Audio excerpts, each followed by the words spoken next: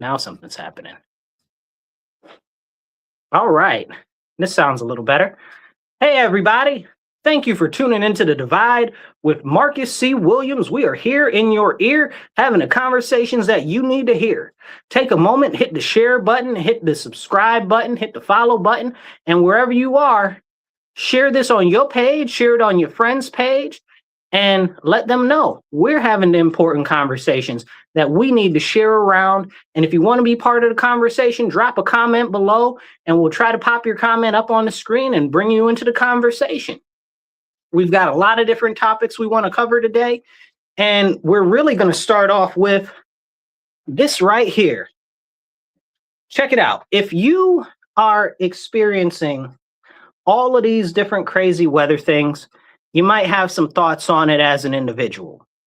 But it's also very interesting to take a consideration.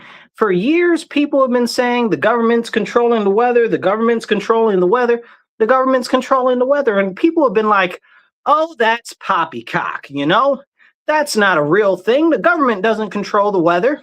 Well, then they come out and they say, oh, yes, cloud seeding is a thing. We do spray stuff in the sky. Oh, yes, also, Saudi Arabia is doing it, and Bahrain is doing it, and China is doing it. Just a few countries that have admitted to cloud seeding and using that to encourage it to rain. Or we could look at the American operation in Vietnam known as Popeye. If you're not familiar with Popeye, go look it up. Essentially, what we did is we caused years of torrential downpours in Vietnam, making it even more tough for our troops to perform.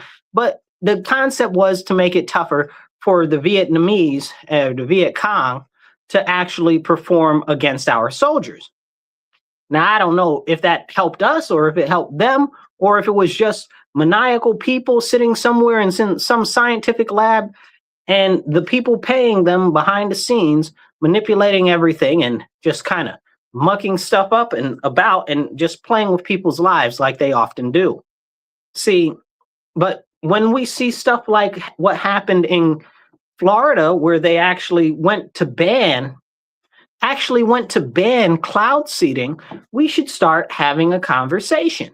Because maybe the people that were saying that the government is controlling the weather aren't too far off from accurate. Maybe they're 100% right.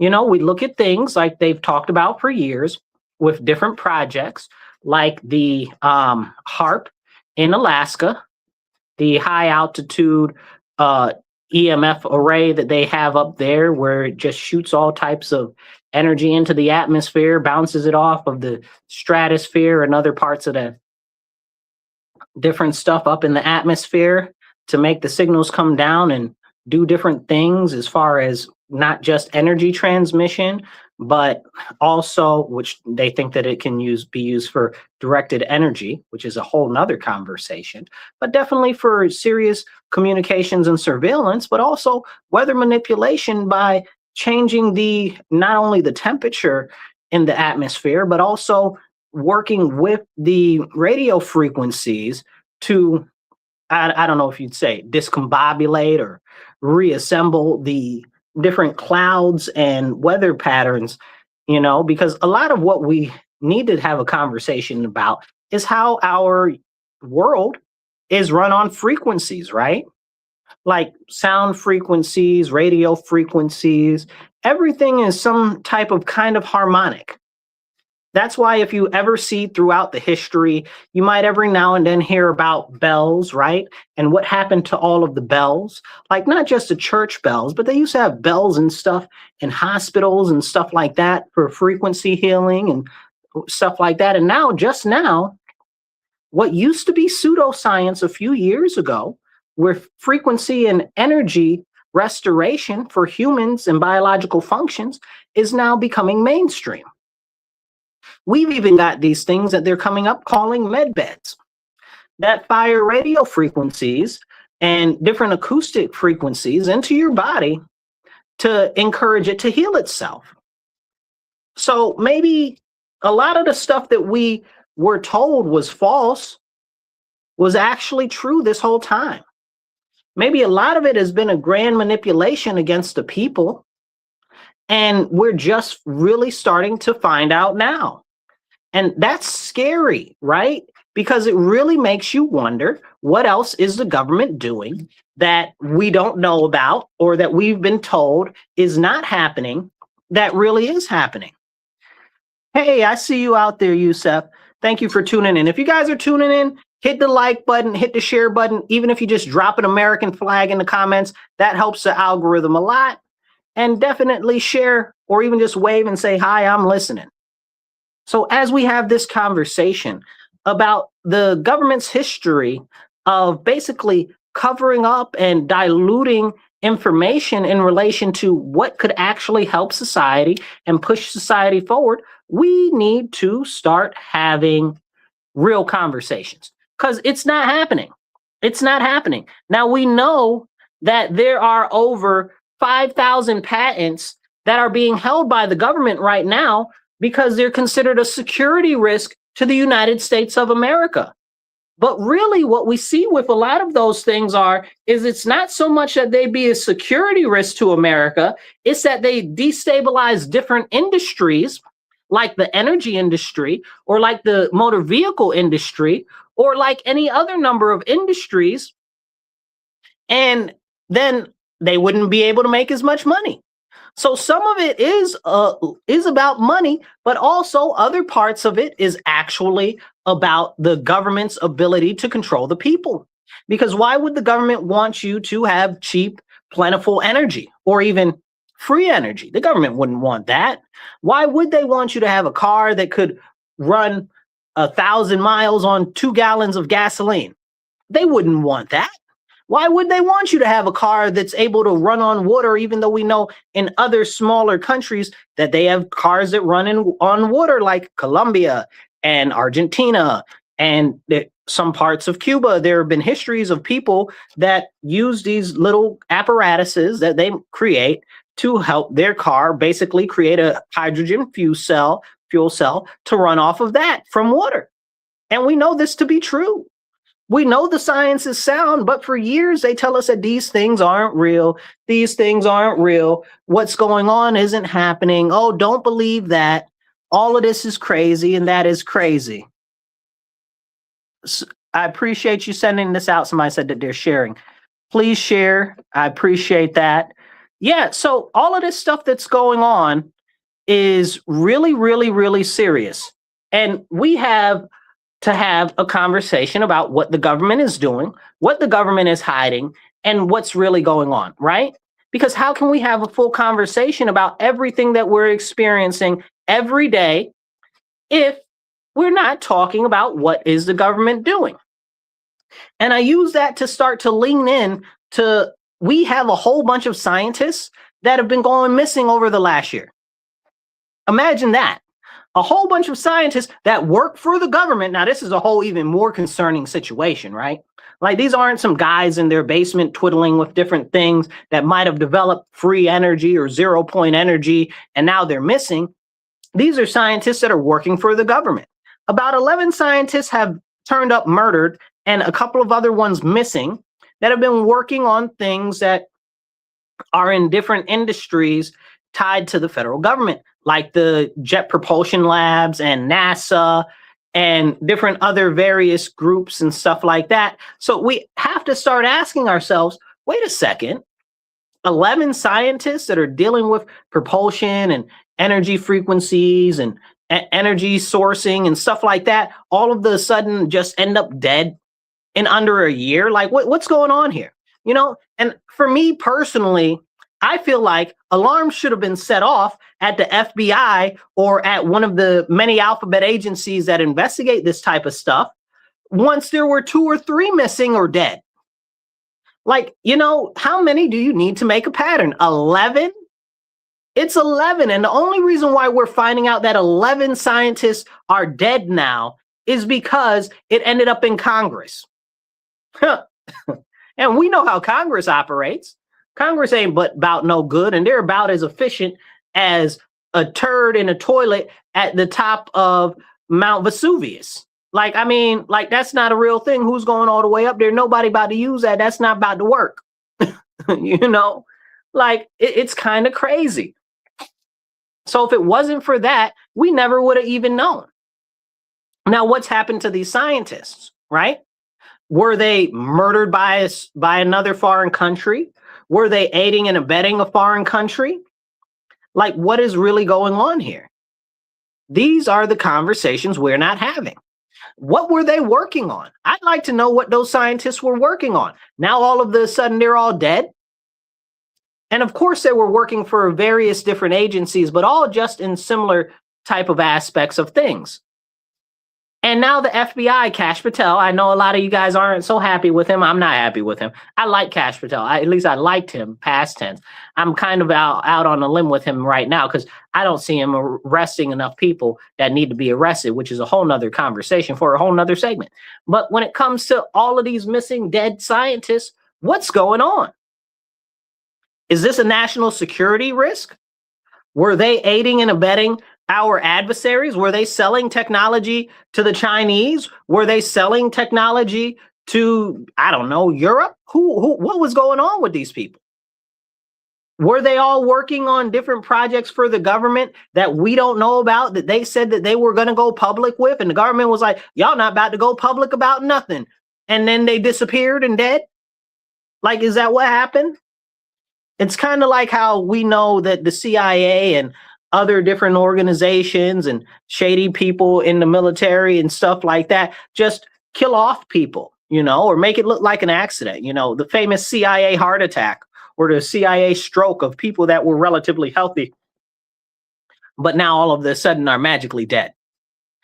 And I love my country. Don't get it twisted. Nobody loves my country more than I love my country. But the fact of the matter is that we should not be willfully ignorant of the way that our country operates or the history of our nation.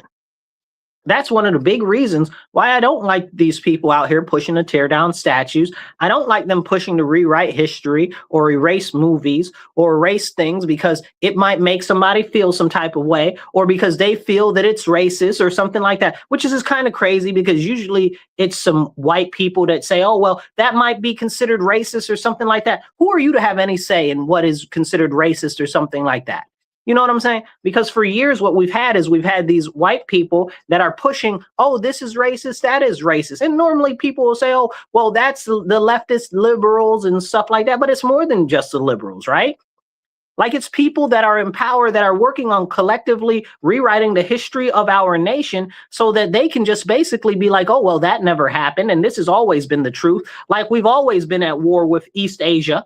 OK, if you're not familiar with what I'm referencing the book 1984, where they would always consistently shift and change history and rewrite history to the better benefit of the people in power, the party, Big Brother.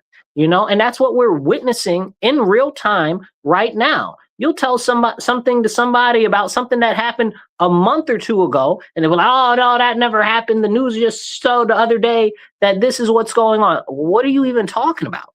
Like, I know I witnessed it. This happened, It's not, I forget what it's called, where you believe that something used to be a different way and now they're saying it's another way, and it's always been that, like the cornucopia with Fruit of the Loom. Drop what that's called in the comments. I'll try to pop that up. It's slipping my mind right now.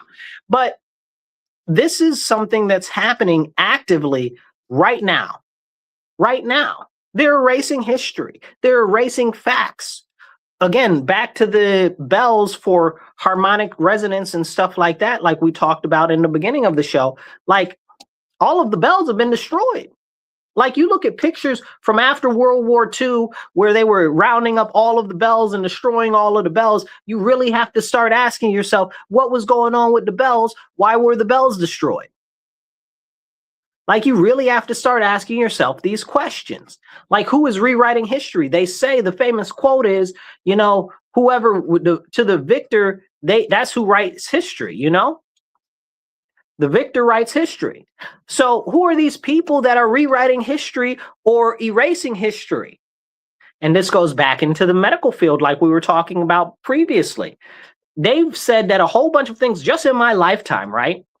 Like I'm young enough to remember when acupuncture and stuff was pseudoscience. Acupuncture doesn't work, even though it's been working in China and India and other countries for thousands of years, right? Acupuncture isn't real. Now you can get a script for it from Medicaid.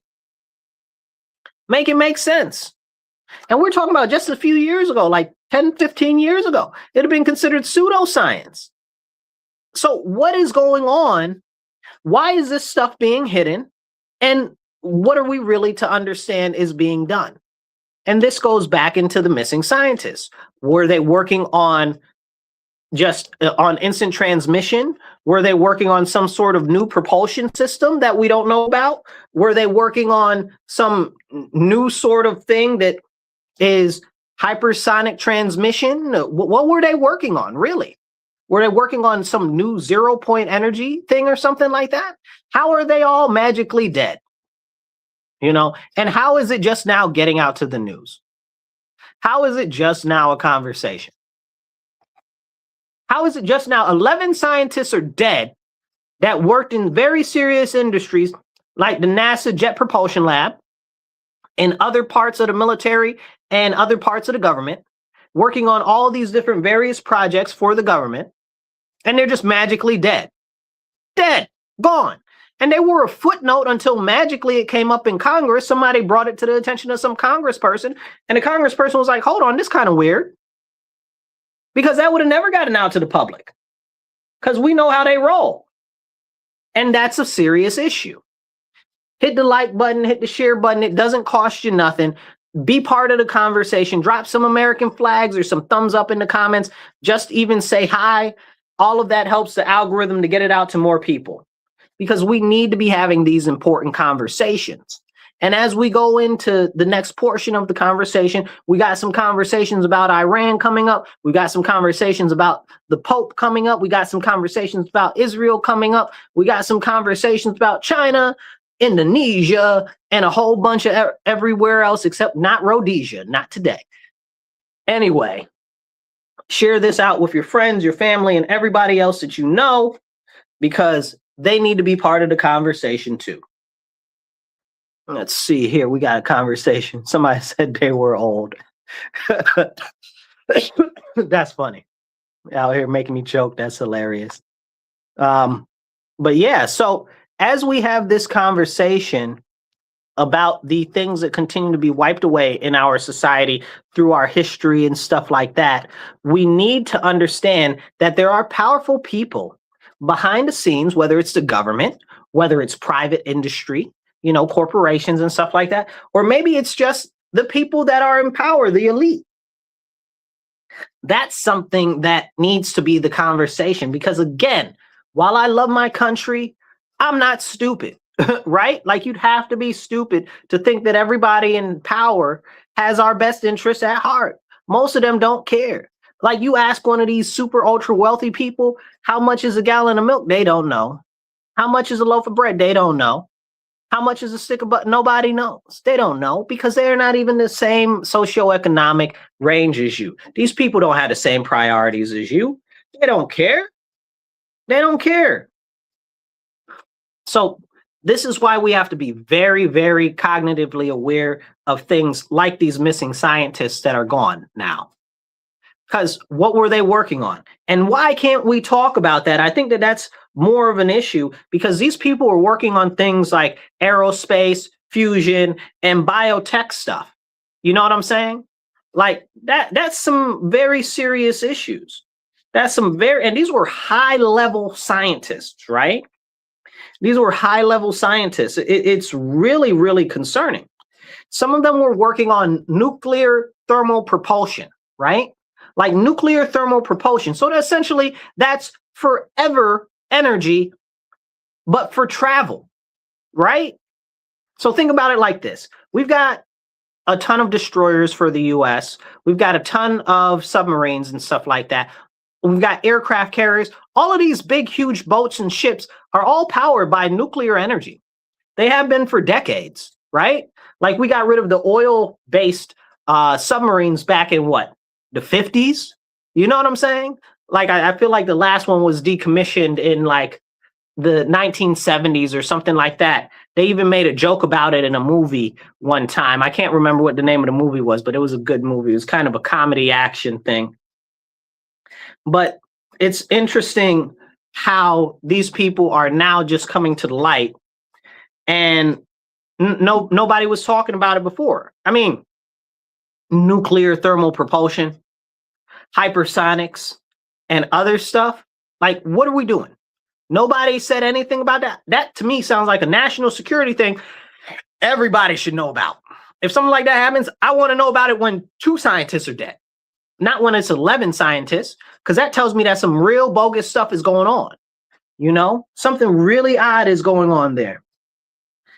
And as we know, we're working on different spaceships and space destroyers and all types of other things. I know some people might laugh and say, oh, we're not working on space destroyers. You don't know what you're talking about. Okay. Along with space moon trains. Don't get me started on the moon trains.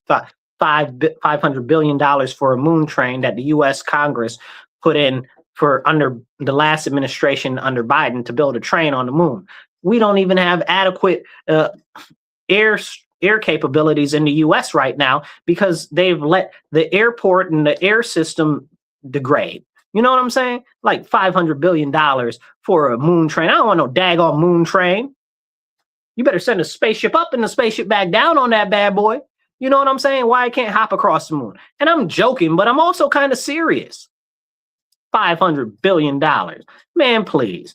But this goes to show you that the government is working on a whole bunch of different projects and things that we don't even know about going on. We don't even know that's going on. So when they say that these scientists have magically disappeared, we need to look closer into that. We really do, especially with the highly competitive nature of aerospace technology today, but more so than that, on space technology today. This is very, very, very serious. But I use that to go into the whole issue with the FBI in and of itself, right? I'm wondering who dropped the ball in the FBI, right? Like all of the sudden, and just now you're talking about it. I don't buy it. I don't buy it. It's a problem. I don't like it. And it's very kind of upsetting. I'm concerned that there's a lot of infiltration going on in the U.S. right now, and nobody's talking about it. We look at, again, speaking of the FBI, they just arrested this Iranian lady. Let me say this again. The FBI just arrested this Iranian lady that was trafficking guns into the U.S. and back to Iran and back and forth and through other countries, and she's Iranian. So, and she's got her U.S. residency. So we've got an Iranian gun smuggler in the U.S. smuggling guns in the U.S. and we're just finding out about it. Like we're just stopping her now. See, this goes into a whole nother conversation about how we should not be letting these people into this country to begin with. Stop letting people into this country. And I know a lot of people say, oh, well, don't stop letting people in the country. We need legal immigration. I don't want legal immigration either. I don't want it. You want to know why I don't want legal immigration? Because we let too many people in. We got so many people right now that we need to process for immigration inside our country right now. It would take 2 decades, 20 years for us to process everybody right now. And you talking about you want to let more people in?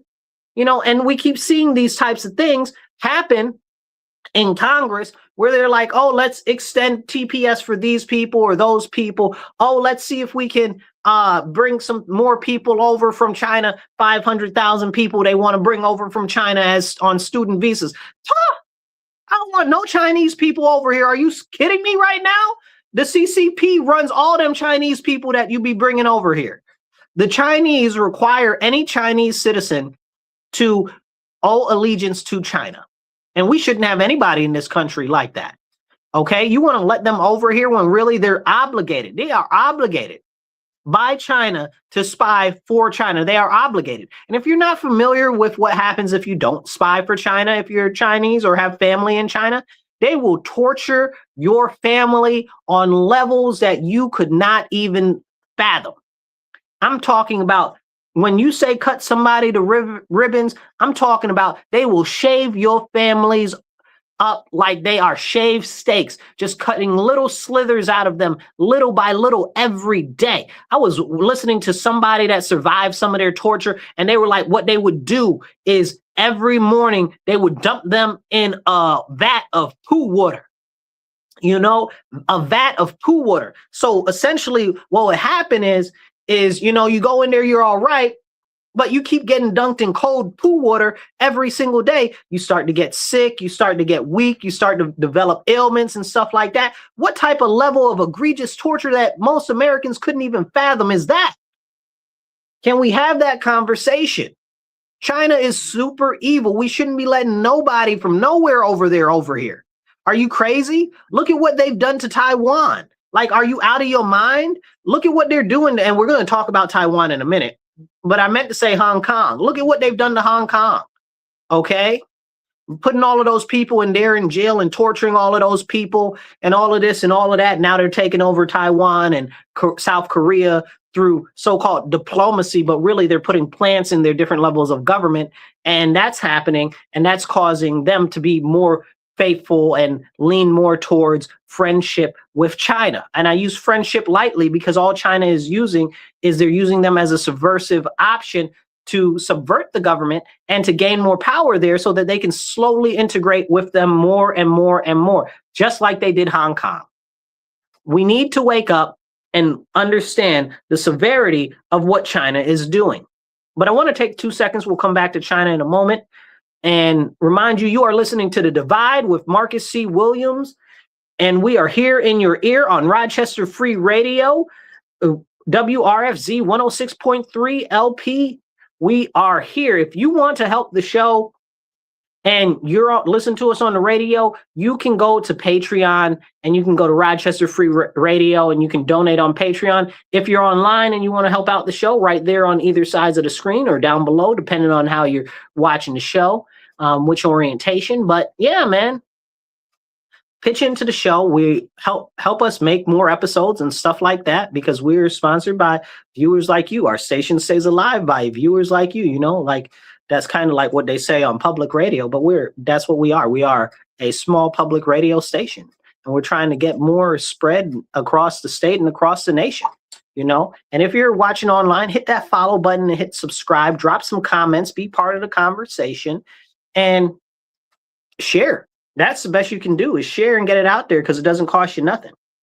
Now, let's get back into this lady that's over here in the U.S. That's an Iranian citizen that's selling guns in the U.S.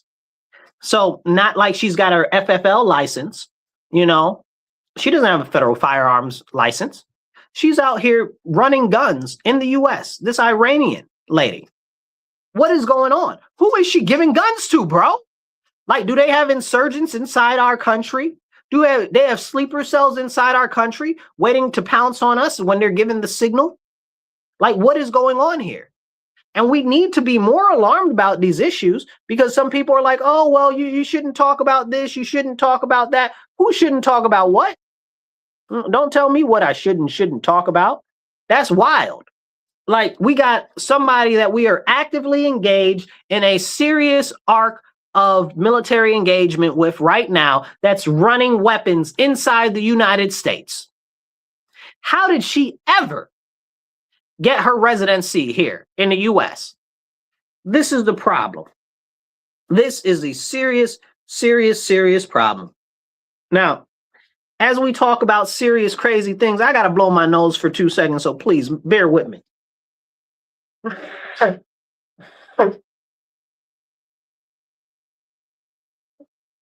So anyway, as we have these serious conversations about stuff going on across the world, let's take it over to the Iranian area for a second, okay? So over in Iran, we know there's a number of other countries over there. There's Pakistan, there's Afghanistan, there's Syria, there's Turkey, and there's Israel, right? And there's Israel, but there's also Oman, there's Bhutan, or not Bhutan, but what's the other one? Bahrain. There's Saudi Arabia and a whole bunch of other countries. Now, over the weekend, Trump said that, and I'm paraphrasing because I don't have it in front of me right now, but Trump said, Israel has proven itself one of our greatest allies. No, that's not what he said. He said, Israel has proven itself to be a great ally, da-da-da-da-da-da-da-da-da. Because if you've been following Trump, he's been harshing on the EU for not helping us in this military engagement over there in the Strait of Hormuz and stuff like that. But He said this coming on the same weekend when we have images of a IDF soldier in Lebanon smashing you guys, smashing with a hammer, a giant mallet-looking hammer, the effigy of, I guess you would call it an effigy or whatever you want, a representational image of Jesus Christ, right? Like if you've ever seen the cross with a Jesus on it or a thing representing Jesus on it, like he's smashing Jesus with a hammer. Like this IDF soldier is smashing Jesus with a hammer. See, but that goes into a larger conversation of how Israel feels about Christians. And people be letting them play in your face like Israel's okay with us. They're our friends and stuff like that. Okay, let's separate Israel as a nation state and so-called ally. And I say so-called loosely because it's only when our interests actually help their interests, because they're more concerned about their own interests as a nation state and not about what the U.S. wants. That's why they killed up everybody in Iran. That's why we don't have anybody to negotiate in Iran. And that's why we're still over in Iran right now, is because of Israel. Okay, so you tell me they're our greatest ally or whatever, I'm gonna look you dead in your face and say you've lost your cotton picking mind, because Israel does what Israel wants for itself, which is good, right? Which is good, by the way. Don't get it twisted. I think Israel does a great job of representing itself as a nation state. I just want the U.S. to do the same thing that Israel does, okay? Because Israel do whatever it wants, and it tells America what? Like it punks us, okay? And that is a problem. Because we be out there, oh, well, it's our greatest ally. Are they, though? Are they? No, they're our ally of convenience. Let's be real. I don't know that the U.S. has a greatest ally, but if it was, it wouldn't be one that's killing the people that we're doing negotiations with. It wouldn't be ones that are forcing us into attacks because they're threatening to attack other people, provoking them, those other people, to launch attacks on our bases. Can we have that as a comprehensive conversation? You know? But to the bigger conversation there, Israel does not like Christians, period, full stop. They closed off the Church of the Holy Sepulchre for Easter. Okay, they closed off the Church of the Holy Sepulchre for what do you call it? For Palm Sunday. Okay, they didn't close down the temples and the stuff for the Jews. Why didn't they do that? It's a security risk for the Christians, but not for the Jews. You make that make sense to me. Make it make sense to me. Okay, and they're taking and stealing the land from the church over there in the Holy Land. Go look it up, okay? Because I don't got time to cover it the way that it really deserves. And I know people are going to have a lot of mouth about it. Don't believe me because I'm saying it. Believe me because I'm telling you now. Go look it up, okay? Now, talking about this issue of how Israel doesn't like Christians, and I don't know why we have to play like they do, okay? They've got the IDF soldiers over there destroying statues of Jesus. And what is being said about it? Nothing. Nothing is being said about it. I didn't hear, what's his name? Oh my goodness, I can see his face. Mike Huckabee say anything about it. Maybe he'll say something about it today. But I didn't hear Trump say anything about it. Trump, are you going to say anything about the IDF soldiers destroying the statue of Jesus? Huh? You going to say something? Or are you going to let them take another poo on Christians like they've continuously been doing? Can we talk about that? Okay, our greatest ally, my hindquarters. Okay, this is a problem. You tell me that they're our greatest ally, but they're over here not only blowing up Christian towns, go look it up, okay, in Gaza, in Lebanon, and this has been going on for some time in Lebanon, but it's always been continuously under the radar. I've talked about it on other shows like last year and the year before when it was not even covered on the news at all, okay? Israel's responsible for all of the tens of thousands of Christians getting murdered up in Syria. Don't get me started on that conversation, but nobody wants to talk about that. Nobody wants to talk about that because where is the accountability for this country that's supposed to be our greatest ally? If they're our greatest ally, we need to be able to hold them accountable for what they are doing to the Christians. Everybody wants to get out there that's all in power right now and say, oh, well, we do have a heritage of Christianity in our nation. Then do something and say something to protect and stick up for Christians. And then the half of these people out here running around call themselves Christians, call themselves Catholics, won't stand up for Christians. Make it make sense to me. Then they want to side with the enemies of Christ? Huh? These people hate Christ.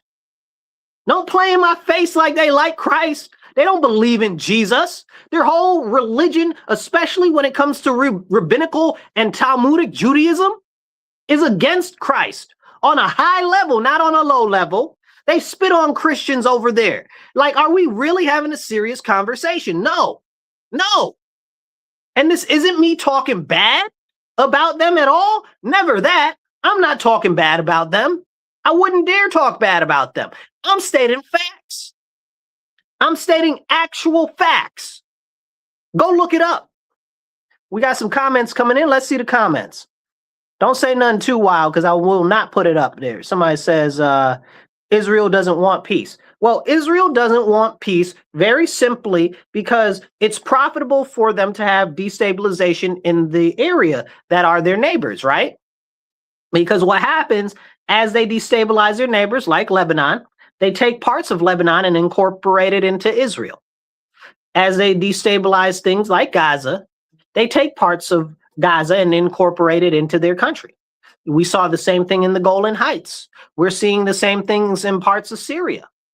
We see it going on in Jordan. But can we have that conversation? Go look up Greater Israel Project. Okay, go look that up. Okay, people like that's not real. It definitely is. And honestly, again, I'm not mad at them, right? Because do what's best for you, right? I'm not mad at them. But for us to willfully disacknowledge that this stuff is going on and this stuff is happening, it's crazy. And for somebody to be like, oh, well, you can't talk about, who says I can't talk about what? I can't talk about reality. I can't talk about facts. You understand what I'm saying? I could talk about the US all day long. I could talk about Europe all day long. But the second that I talk about another country that's doing stuff that's against the interests of either Christians or against the interests of the United States of America, then it's a problem. Somebody's got to make that make sense. And again, I don't have a big issue with what Israel does when it goes to Israel, because I recognize that the people that are in power are doing what they can to stay in power and take more power for their own nation.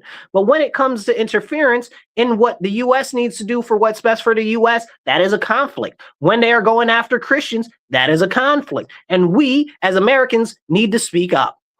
Okay? That's serious. Somebody says the IDF rules, the USA rules. Well, that is very true. The IDF, very clearly, the IDF is a very strong and capable military force. Nobody should ever try to take that away from them. But again, their continued attacks on Christians are highly problematic. Highly problematic. Their destruction of churches is highly problematic. Their attacks on Christian villages is highly problematic. Okay? We're not talking about the stuff that they're doing to Muslims.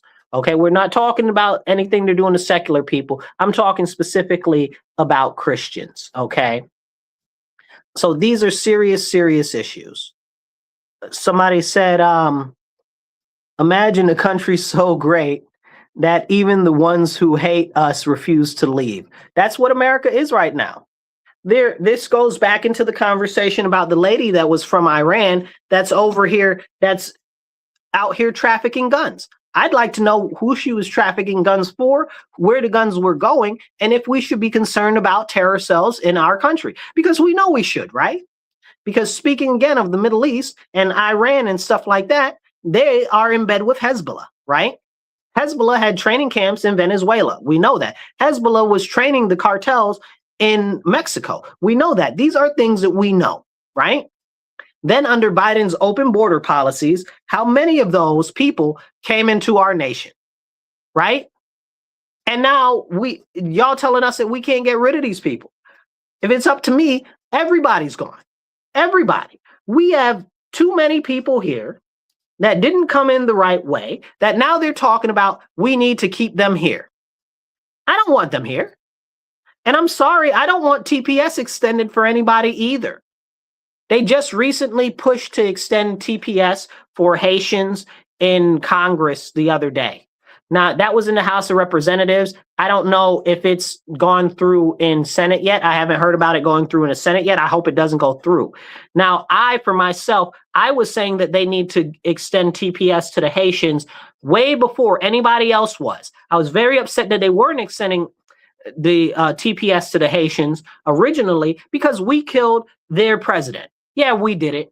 It was the United States. The United States, probably the CIA. We had a wet work team that went in there that was tied to the CIA that took out their president, cut his head off, put it on the bed. The whole just look into the story of what happened to their president, bro. Like, it's wild bananas.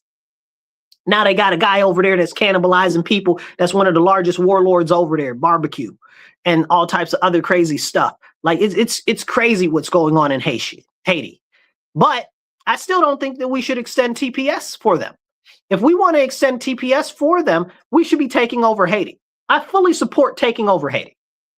Don't get it twisted, okay? People say, oh, America's an imperial nation or whatever the case is, Don't lie to me. Don't lie to me. That's a lie. America is not an imperial nation. I wish we were an imperial nation. I wish we were going out taking territory and taking lands and incorporating them into the United States for the greater benefit of the United States and the citizens. That's not what we do. We don't do any of that. Don't play in my face. So when we let all of these Haitians stay over here, okay, it's a problem. It is a very, very, very, very serious problem. When we say, okay, this is our Congress, by the way. Okay, the Congress of the people of the citizens of the United States of America, right? I understand being altruistic, right? I understand wanting to help other people, but you explain to me how keeping those Haitians here is helping the United States citizens. Explain it to me very simple, like I'm 5. I want to know. And again, like I said, I was supporting Haitians coming over here before anybody else was. Okay, and you can go back and check my videos on it. Okay, because I've talked about that a number of times. But if we want them to stay, and Congress is going to say, oh, they should stay, how is it helping us? How is it helping us? And why now, all of a sudden? I'll tell you why. We'll get into that and we'll break it down. But please hit the like button, hit the share button, drop some comments. I try to pop them up on the screen as they come in. We're getting some in. I'm trying to put them all up there as they come in. Somebody's talking about abortion and stuff like that. We're not talking about that right now, but you're right. We got a whole bunch of comments coming in, but as they come in, I'll try to pop them up on the screen, right? If you got some good stuff. So as we're talking about the situation with Haiti, I need to be clear on this, right? The situation with Haiti is part of a larger plan for mass, not just asylum, you guys. This is important. Not just asylum, but also they're going to naturalize all these people. They're going to naturalize all these people. Guess how long the asylum has been, the TPS has been extended for the Haitians? 2 to 3 years. You know what happens in 2 to 3 years? We'll have another president in 2 to 3 years. Make it make sense. Make it make sense. Then on top of that, we have a whole nother situation called the Dignity Act. Please go look that up. So the Dignity Act is being pushed by 20 Democrats and 20 Republicans. 2 of the major Republicans leaning on it right now are Maria Salazar, okay, and Mike Lawler. Mike Lawler's from New York State. Mike, I can't wait to catch you in person because I got words for you on this, dude. You are becoming a traitor to our nation. You are disservicing our people. I don't care what anybody says. I don't care that I'm a Republican and you're a Republican. What you are doing not only goes against the philosophy of republicanism, it goes against the best interest of the American people, okay? And Maria Salazar can kick rocks, and so can the rest of those other 20 Republicans, okay? Ridiculous, trash, make you want to spit. So they've got this thing called the Dignity Act that would essentially make it so there are 10 million people that are going to be naturalized by it, okay? And then that also essentially stops any deportations for the next 2 to 3 years. It's wild. It's wild, and they're trying to pass that. But wait, there's that 2 to 3 years thing again, right? Like the TPS for the Haitians, right? Why is it 2 to 3 years?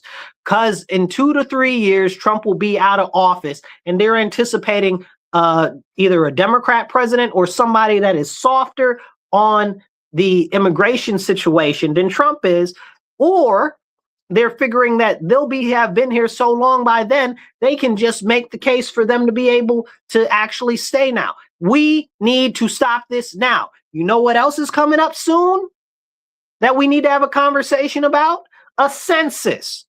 And we know that places like New York State and other states have lost massive amounts of population. Okay, a lot of blue states have lost massive amounts of population. So that means that they'd be redistricted and that they would have less House of Representative members, which means that they would have less power in their caucus, which means that all of these people move into these different Republican states and red states and stuff like that, those states would have more power.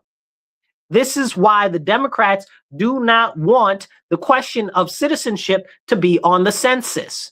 And we need to have a very serious conversation about that, because all of this stuff is tied together. It's not like this stuff is happening in a vacuum. It's not like this stuff is happening independent. And it's really kind of crazy. It's so disgusting, it makes you want to spit. And I'm going to spit right now because I'm just disgusted and fed up. This is the problem. Right now, what we are facing in our nation, these people that are pushing this sympathy and this huggy, kissy, lovey-dovey stuff for all these foreigners and illegal aliens are traitors to our nation. I'm going to say it again.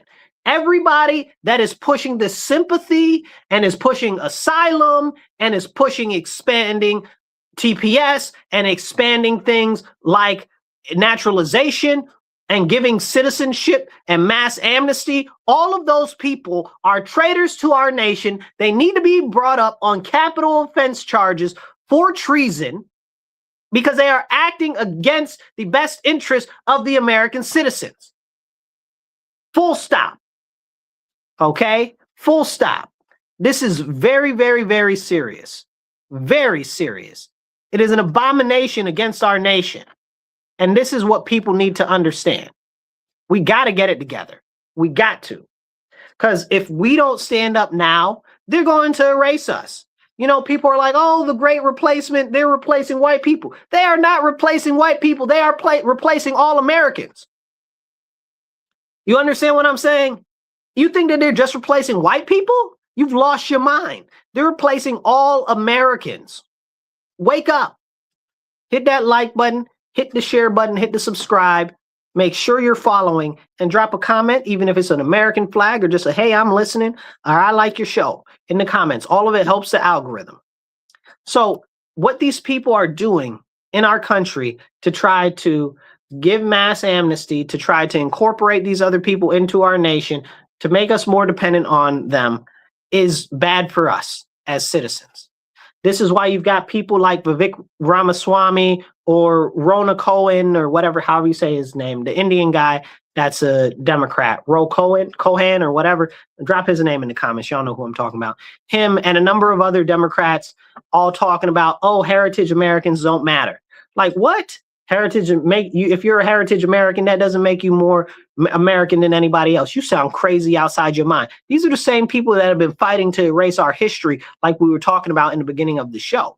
You think that they're trying to get rid of our history for no reason? If they can get rid of our history, they can get rid of our lineage, our ties to the land, our claims to the land, and rewrite all of history to make it look like everybody else that was here was always been here. It's the same way they try to say, oh, well, immigrants built our nation. Lies. Lies and deceits. Immigrants did not build our nation, right? You had the settlers help build our nation. You had the slaves help build our nation. Then our nation was built, and then the immigrants came, right? Then you had the industrial age, okay, hasten after World War II, right? And who built the country during that time?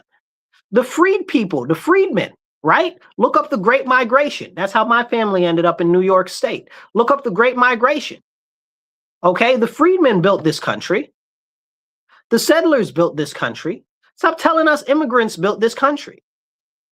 You understand? Now, immigrants may have had a part in the fabric of our history in this country, but to say that they built our nation is purposefully and intentful to steal away rich American heritage and steal away from those who have long American lineage. And this even goes for people that might consider themselves immigrants, right? Because essentially, if you're saying that you were Dutch here before World War II, they don't consider you to be an immigrant. You know, they're not talking about you. They're talking about these Spanish people that came over the fence last week. Don't let them play in your face. Okay? This is a problem. They're talking about the Africans that just got here last year. They're not talking about you. Don't feel any affinity for them. Whenever they say immigrant, they are lying. Okay? They are deceiving you. They are trying to say, oh, well, you know, everybody's got family from other countries. No, man, stop. Stop. Don't listen to them.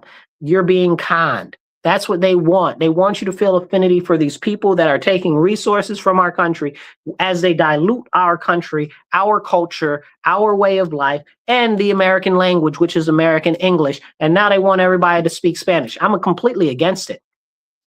Now, if you're Italian, or if your family's Italian, or if your family's Irish, and you go back some decades in this country, you may have had family that's like, yeah, you don't speak your historical language from your country outside. You learn English. You learn English, right? Like I know a lot of you guys have had that experience, and this is something that we need to talk about. Well, why was it like that? Because they wanted people to integrate, and now they don't want you to integrate. They don't want you to integrate at all. This is a problem. Thank you, Joey. I see you there. I appreciate you. Somebody said you're clapping. I appreciate you too.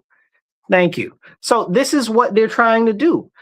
Your family had been here and they told you, they said, no, you need to learn to speak English. And you shouldn't even really be talking our language outside of the house. The same thing happened with Germans, right?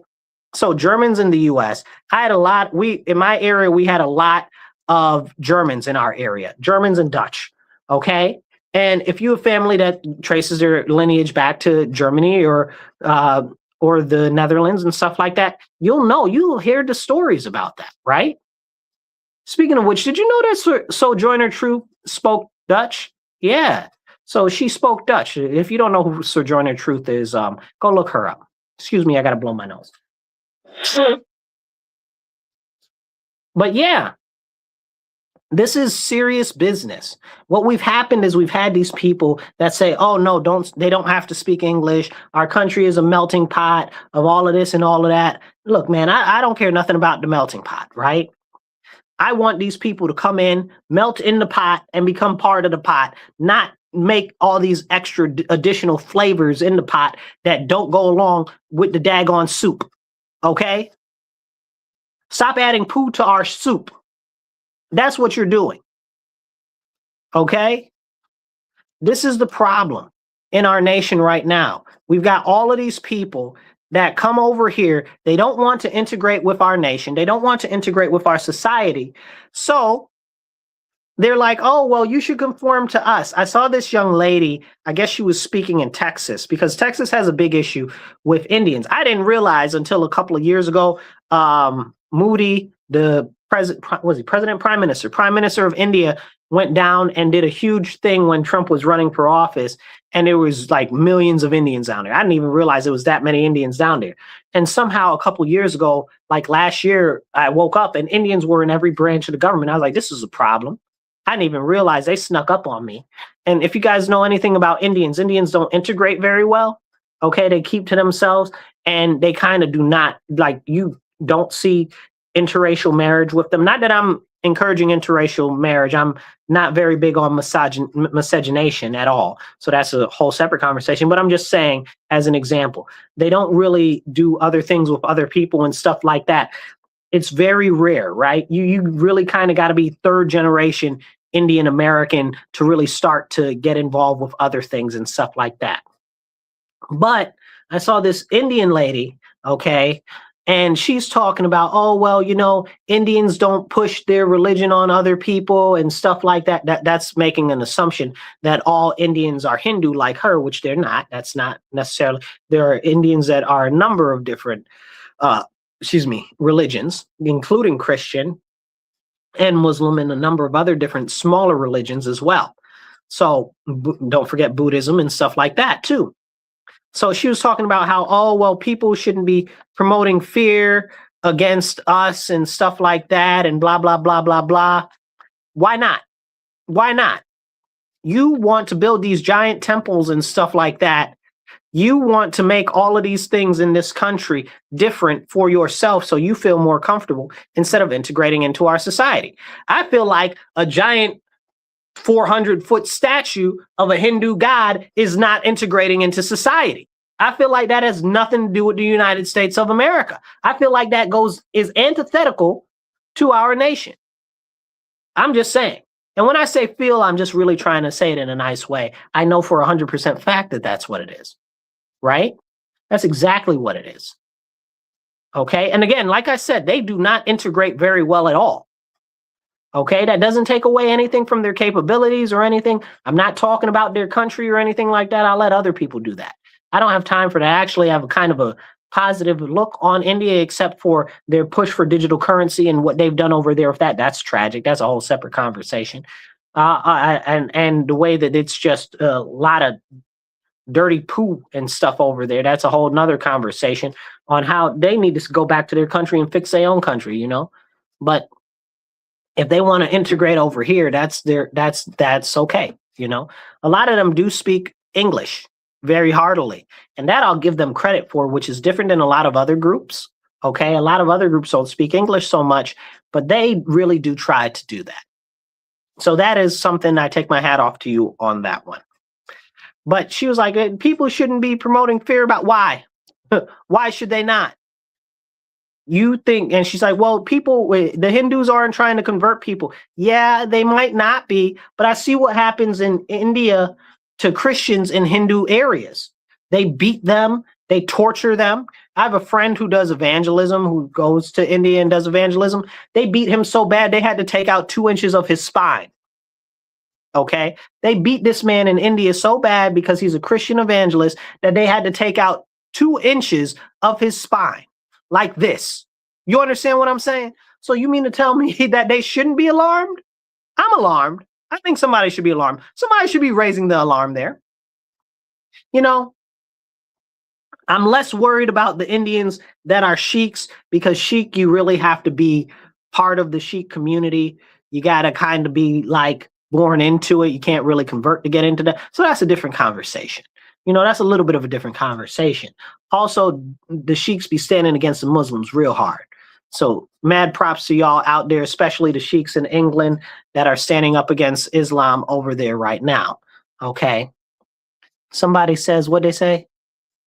Take what they learn and fix their own homeland. Yeah, that's what I was just saying. That's exactly what I was just saying. But I want to take a moment, and I do want to get into a couple of other topics in relation to energy, what's going on with China and Taiwan and Korea, like we were just talking about. And if we have some time, I'll even jump into some stuff about HUD. So, because there's just so much going on that we could talk for days. But before we go into that, I do want to talk on the Pope and what's going on with him. Did you see the Pope speak out about the IDF soldiers destroying the statue of Jesus? No, he didn't have anything to say, but he wanted to get all in Trump's face and talk about, oh, well, God doesn't bless those who do war or stuff like that. What are you talking about? Do you not read the Bible? Like, what are you even talking about? Yes, he does. The whole Bible is a book that is a treatise on war, politics, and how to live. Like, what are you talking about? Like, read the actual Bible. And then people are out here carrying water for this guy who's calls himself the Pope, who how he got in there is questionable, because they filled the cardinals of the College of Cardinals, the Sacred College, with all of these very, very, very non-traditional so-called Catholics that do all this alphabetism and all this other nonsense under the previous Pope, okay, who him getting in there is questionable, because some people question Benedict even stepping down, if that even was done right in the whole first place, if you guys aren't familiar, okay? Like, I'm not Catholic, but I stay up on that because I have a great affinity for the church, and I'm very concerned that the Catholic Church is close to a schism, similar to what just happened with the Anglican Church when they anointed that, what's called him? The Bishop of Canterbury. I think she's a bishop now. Okay, that the gay lady as a bishop. You understand what I'm saying? They done lost a rabbit behind mind in the Anglican faith. So the African Anglicans all separated from them. They said, we don't do this nonsense. That's against scripture, right? But did we hear the Pope say anything about this, what's going on right now? No, he didn't say nothing, but he said to Trump, oh, this and all that. And then people get mad at Trump for saying anything back to him. Like the Pope is the end all and be all, and he's infallible and all of this and all of that. The Pope isn't infallible, but he's going specifically and directly against scripture. The Pope is going against scripture. Like, we're not talking about something that is questionable, if that's in scripture or not, or it's something that could be tradition that's not in scripture. No. Directly against scripture. But more than that, he's going against tradition because he's going against the church fathers. He's out here saying stuff like, oh, we should all live in love with the Muslims. What? What? The stuff that our early church fathers, like John Chrysostom, I can't even pronounce his name right. It's spelled weird. St. John Christopher, go look him up like that and you'll find his name. It's like John Chrysostom. Chrysanthemum or something like that. I'm not. Go look him up. Love that guy. Fantastic. Okay. But him and all of the other church fathers and stuff like that, you should see their commentary on the Muslims, or you should see their commentary on the Jews. You understand what I'm saying? Speaking of which, St. Christopher has a good one, a good homily about the Jews. Go listen to that. But these people are our canonized saints. You understand what I'm saying? Talking against what the Pope is currently talking about. How dare you, bro? The audacity. Then you over there talking about you're the whole high holy see and you're putting Muslim prayer rooms in the Vatican? Are you on drugs? Are you high? Or are you kissing the devil's feet at night? I'm starting to ask questions. Somebody made a joke on one of my posts the other day. They said those exorcists that just took a trip to the Vatican, maybe they need to go back because they didn't finish the job. And you know, and the Bible warns about stuff like this. It really does. I don't want to dive too deep in that because maybe we'll do that next episode or an additional episode on the page. So make sure you hit the follow and subscribe. But people forget that the Pope is also a king, right? Like, he is the king of the Vatican. The Vatican is its own country, and it has a king, and its king is the Pope. So we need to understand that very often when the Pope is speaking, he is speaking as a head of state, not necessarily for the body of Christ. Okay? And his prerogatives do not always align with what Scripture tells us. So as a matter of fact, just to be very clear, let's start with the 10 Commandments. I'll touch on it briefly because I want to go into some other things. We talk about the 10 Commandments. You know, it says, people be like, oh, it says, thou shalt not kill. It doesn't say thou shalt not kill. It says, thou shalt not murder. Murder is unjustly or against the innocents and stuff like that. That is murder. Okay? Killing can be righteousness. And can be done righteously. And in many parts of the Bible, it says under certain circumstances, you are supposed to go out and kill people and go to war with them. So what are you talking about? Okay. Look at David or Solomon or all these other kings in the Bible that we have as our predecessors that are out here praying for the downfall of their enemies or victory in battle, or the whole thing with oh my goodness, what do you call it? It'll come to me in a moment. It's slipping my mind. The story where they had too many soldiers and God was like, no, you got too many soldiers. I want less so people will understand that I am the God of all gods, the host of hosts. And I'm the one who can make something out of nothing and nothing happen out of something. You know, so this is serious. And, you know, it's very interesting because in the Bible, it refers to God, the Father, as the Lord of hosts, right? So it also says in the Bible that Adonai, God the Father, Adonai is a man of war. Okay, I believe that's Psalms. Okay, this is what it says about our God. You understand what I'm saying? Our God is a man of war. Okay, not of this passive PC poo-poo, foo-foo nonsense. Okay? Like, where does that come from? It refers to him very often in the Old Testament as the Lord of hosts. Okay? Of the Lord of the heavenly armies. Army. Hello? Is this thing on? Let me tap this microphone, see if it's working. You understand what I'm saying? Like, where is this nonsense coming from? Somebody said, I would vote for you if you ran for president. I appreciate you very much. That means a lot to me. Let's see. We got some other comments in here. Let's see. It says, what's this say? It says, right. The Islamic countries try fear mongering with ISIS and other terrorists, and the Hindus have very subtle way of what they're doing, joining the RSS. Oh, you going deeper into the conversation.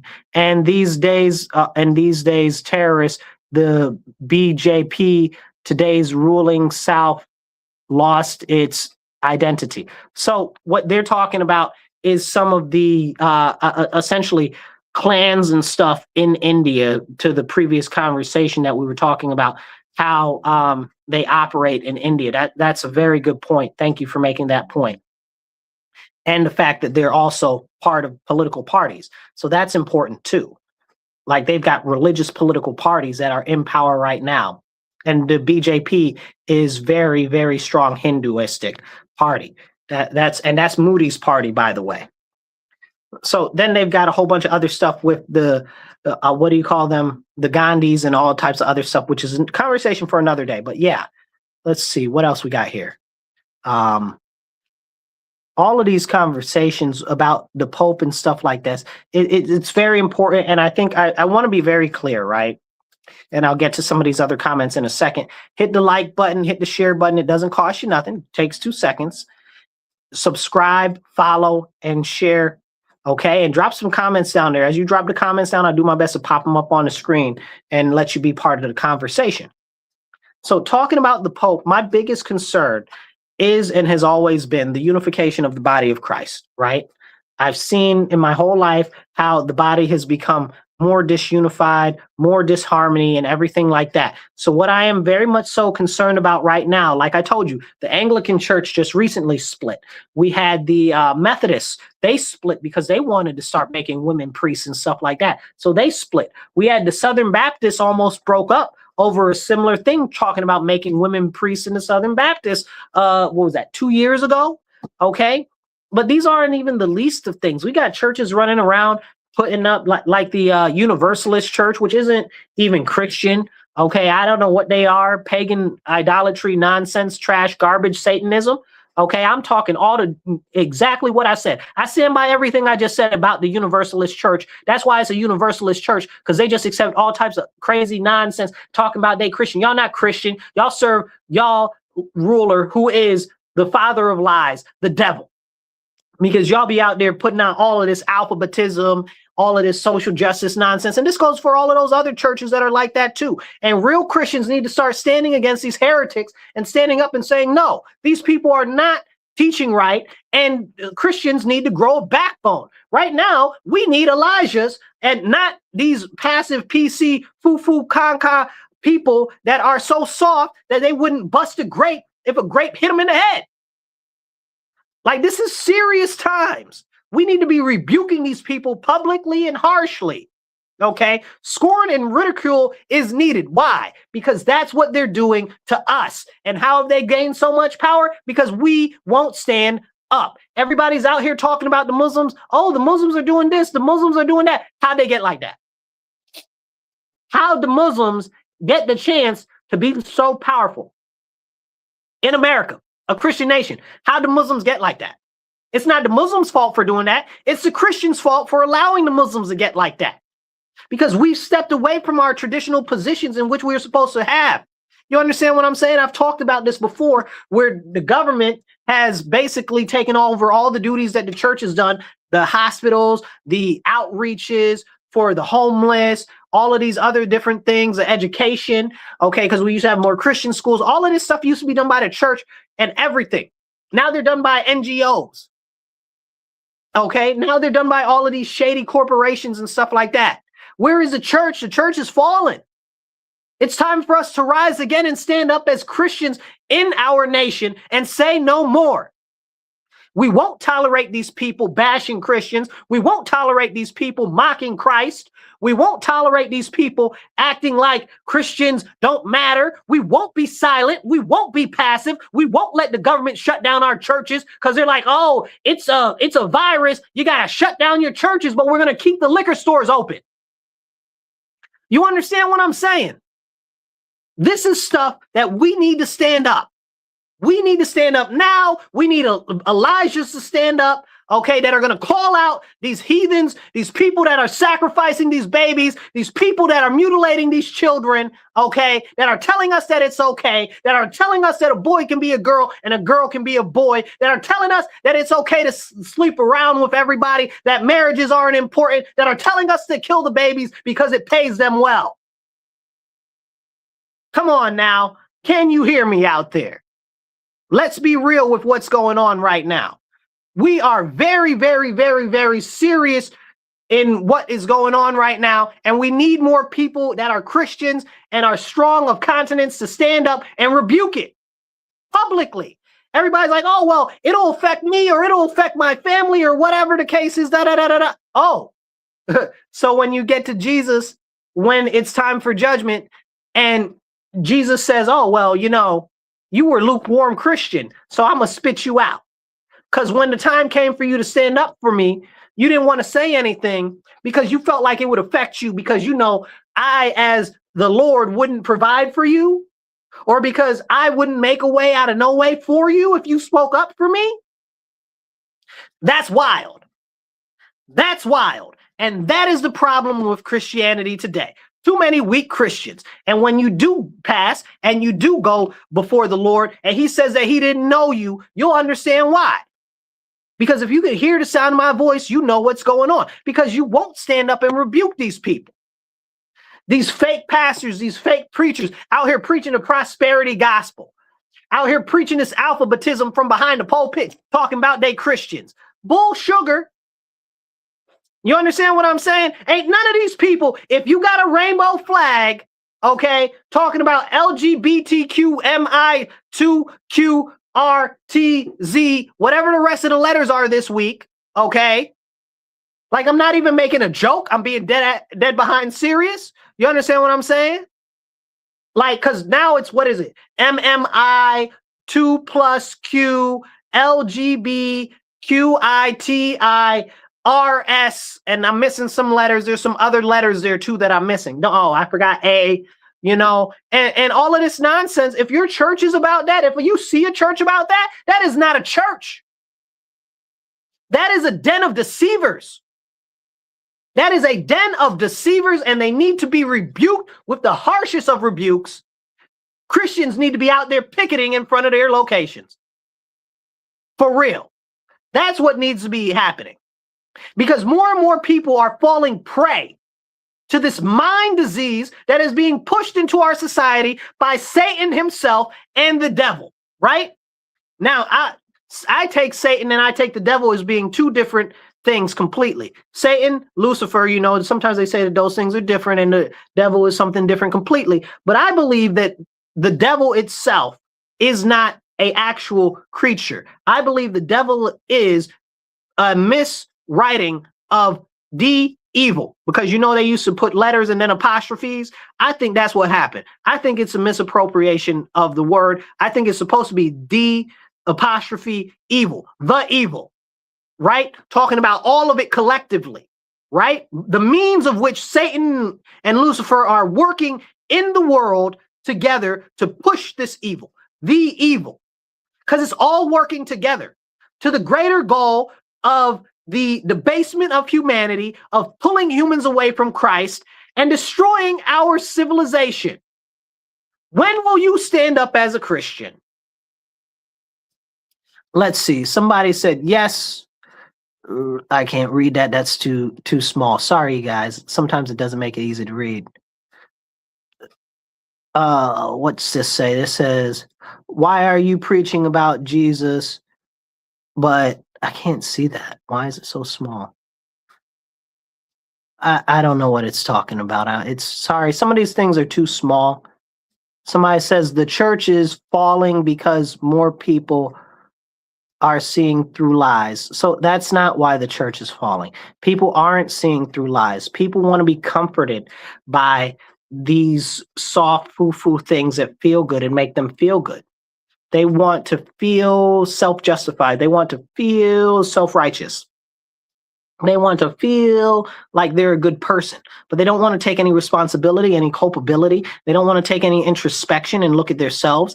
You look at the story of one of my favorite stories is the story of the adulterous woman. They always get the story of the adulterous woman all wrong. They tell Christians we're not supposed to judge, but the whole Bible is about us judging righteously. Okay. It even talks about the whole, you'll know people by their fruits and all of this and all of that.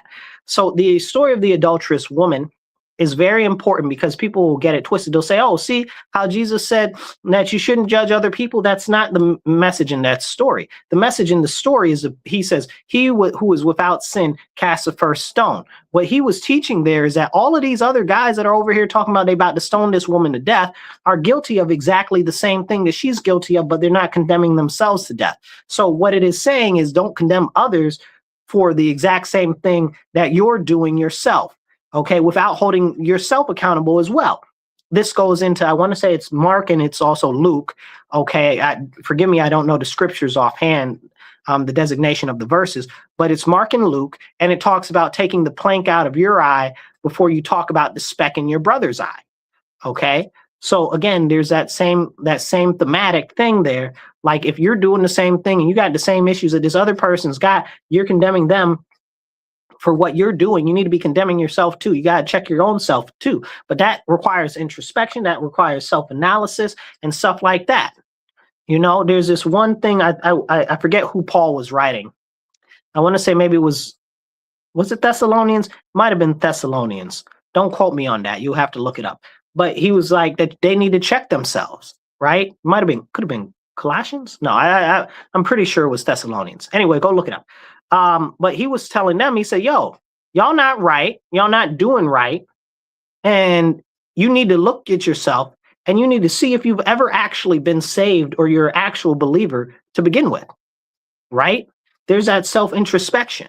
He said, because what you're showing right now is not what Christians would do.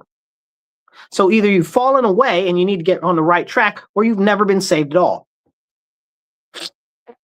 And that's very important. So I want to touch it. We got a couple moments left. I want to touch on a couple of things before we get out of here. So hit that like button, hit the heart, drop a comment. I'm trying to pop as many comments up as possible. Okay, so please drop some comments. Even if it's just a thumbs up or an American flag, the American flags help a lot. Let the system know that we've got engagement.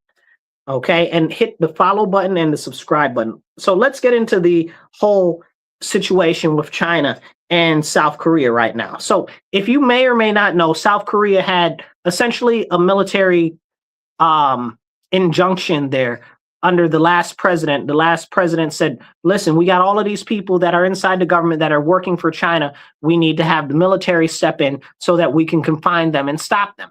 Then all of those people that were in favor of China conspired against him in basically their Congress to throw him out, put him in jail, and then pull him out of office. And now they're trying to execute him or whatever the case is. But all of those people were tied to China that did that. So he was right the whole time. And if you're not familiar, you're like, oh, well, what he did was a little bit extreme. It's not. South Korea has a history of military intervention in their politics. That's a whole nother thing. So the South Korean president, what's her name? His name, Lee Jae-myung.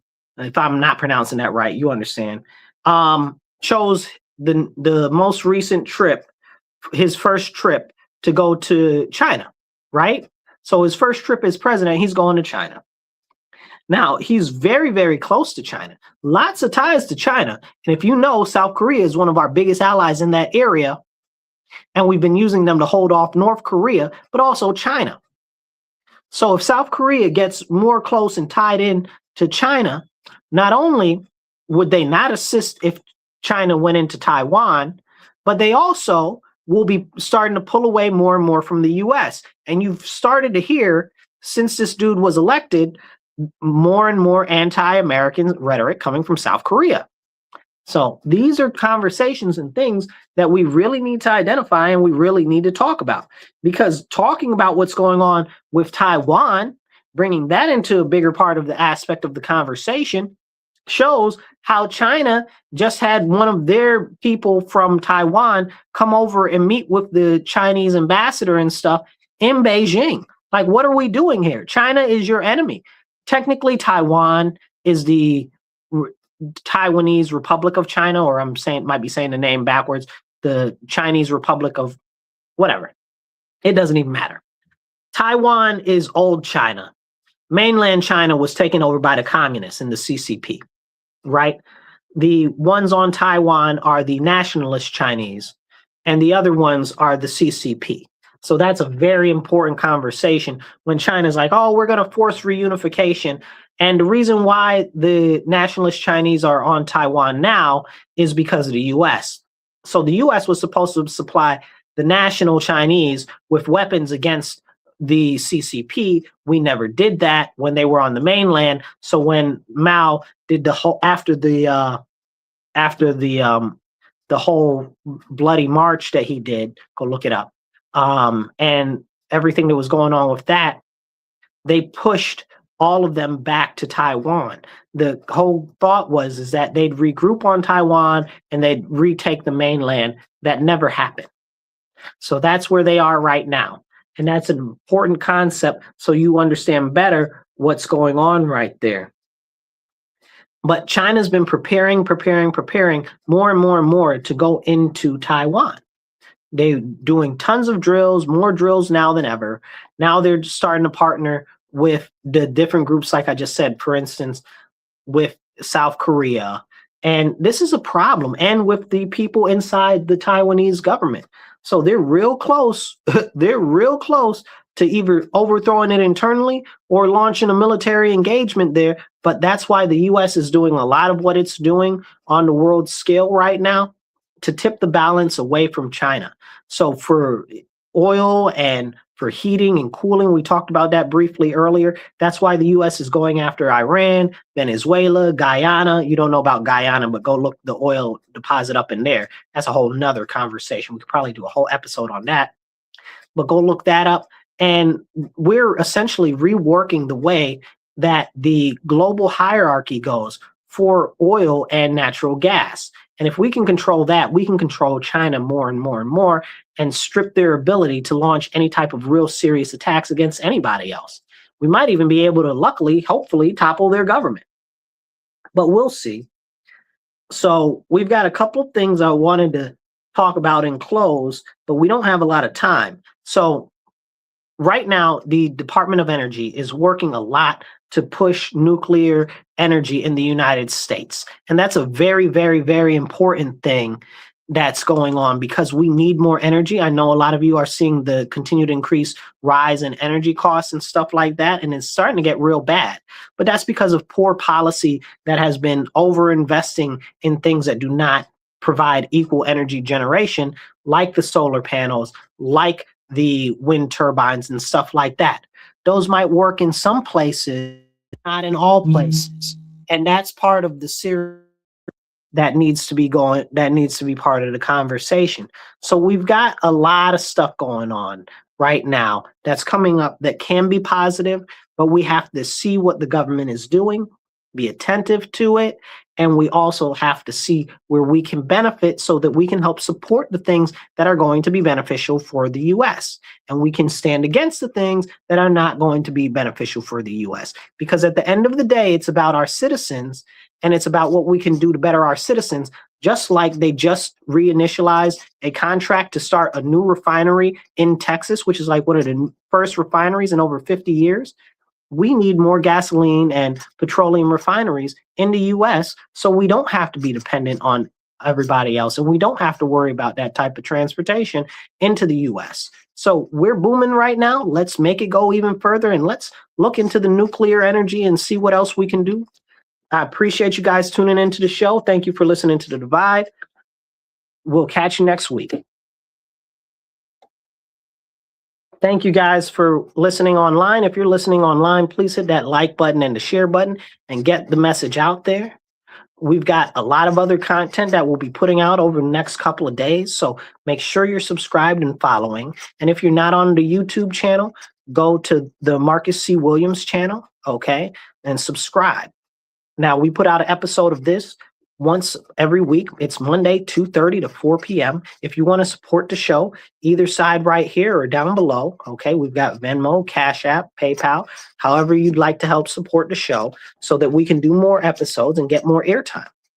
There's a lot of conversations that we need to have that aren't able to be had in the general public because people don't want to talk about those things. There are a lot more segments that I'd like to do with you, but airtime does cost money and it does cost my time and energy to try to put everything together. So we really could use your assistance in supporting the show. And we're working on getting the elephant in the room back up. We've got our first set of guests coming up soon, and we're just setting up a day for us to start doing those interviews for the elephant in the room. So again, if you're not following the channel now, make sure you follow and subscribe and hit that notification bell because we got some great episodes coming up soon with that. We're going to be interviewing quite a number of very interesting people. So stay tuned for that. The elephant in the room will be making a comeback in 2 weeks. So I'll catch up with you guys later. Y'all be blessed and be well. And remember, stand up, speak up, and don't shut up. Take action.